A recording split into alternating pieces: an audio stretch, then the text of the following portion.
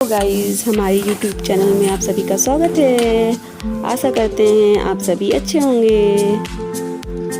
और आज गंगा स्नान है। जैसा कि आप जानते हैं, गंगा स्नान के दिन तुलसी जी की पूजा होती है। तो आज हमें तुलसी जी की पूजा करनी थी और प्रसाद बनाना था। फिर मैंने जल्दी जल्दी हलवा बनाया और फिर पूड़ी बनाई।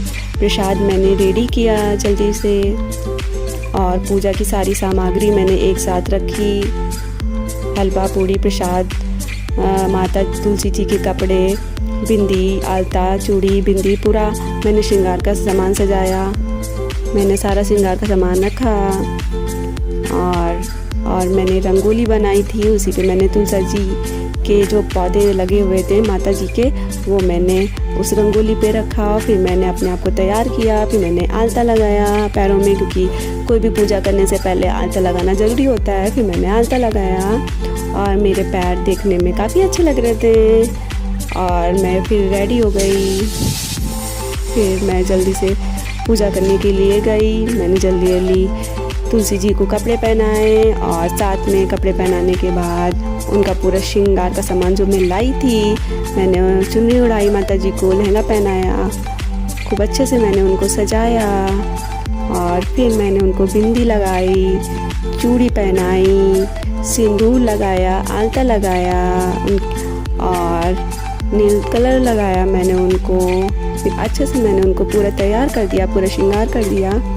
उसके बाद मैंने प्रसाद चढ़ाया, फूल चढ़ाए, प्रसाद चढ़ाया, माला पहनाई। उसके बाद मैंने उनको टीका लगाया। मैंने पूरी तरह से उनको तैयार कर दिया था। उसके बाद मैंने घी का दिया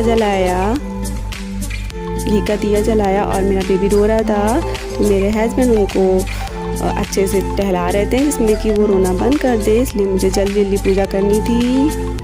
आइए आप सभी को मैं तुलसी की कथा बताती हूँ क्या है। भगवान विष्णु ने अपनी माया से जलंधर का रूप धारण कर लिया और छल से वृंदा के पतिव्रत धर्म को नष्ट कर दिया। इससे जलंधर की शक्ति क्षीण हो गई और वायुयुद्ध में मारा गया। जब वृंदा को भगवान विष्णु के छल का पता चला तो उसने भगवान विष्णु को पत्थर का बन जाने का श्राप दे दिया। देवताओं की प्रार्थना पर वृंदा ने अपना श्राप वापस ले लिया, लेकिन भगवान विष्णु वृंदा के साथ हुए छल के कारण लज्जित थे। अतः वृंदा के श्राप को जीवित रखने के लिए उन्होंने अपना एक रूप पत्थर रूप में प्रकट किया, जो शालिग्राम कहलाया। भगवान विष्णु को दिया श्राप वापस लेने के बाद वृंदा जलंधर के साथ सती हो गई। वृंदा के राख से तुलसी का पौधा निकला। वृंदा की मर्यादा और पवित्रता को बनाए रखने के लिए देवताओं ने भगवान विष्णु को शालिग्राम रूप का विवाह तुलसी से कराया। इसी घटना को याद रखने के लिए प्रतिवर्ष कार्तिक शुक्ल एकादशी यानी देव प्रबोधनी एकादशी के दिन तुलसी का विवाह शालिग्राम के साथ कराया जाता है। शालिग्राम पत्थर गंडकी नदी से प्राप्त होता है। भगवान विष्णु ने वृंदा से कहा कि तुम अगले जन्म में तुलसी के रूप में प्रकट होगी और लक्ष्मी से भी अधिक मेरे प्रिय रहोगी। तुम्हारा स्थान मेरे शीश पर होगा। मैं तुम्हारे बिना भोजन ग्रहण नहीं करूँगा। यही कारण है कि भगवान विष्णु के प्रसाद में तुलसी अवश्य रखा जाता है और बिना तुलसी के अर्पित किया गया प्रसाद भगवान विष्णु स्वीकार नहीं करते हैं। ये तुलसी की कथा है।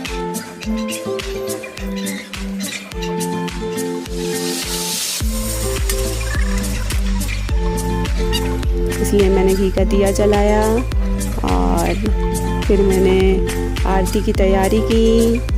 आरती की तैयारी करने के बाद मैंने तुलसी जी की आरती की। आरती मुझे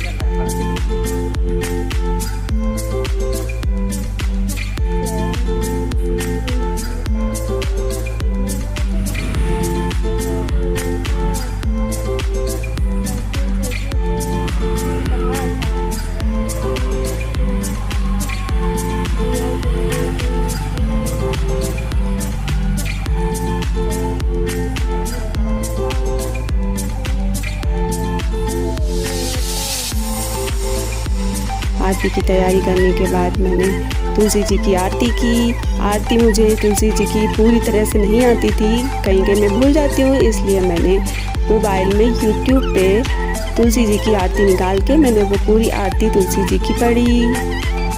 क्योंकि आजकल सारी आरतियाँ यूट्यूब पे मिल जाती हैं।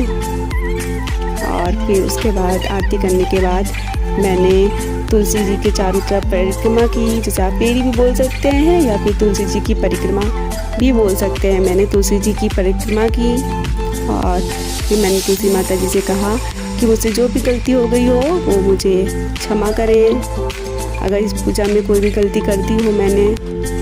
फिर मैंने भोग लगाया।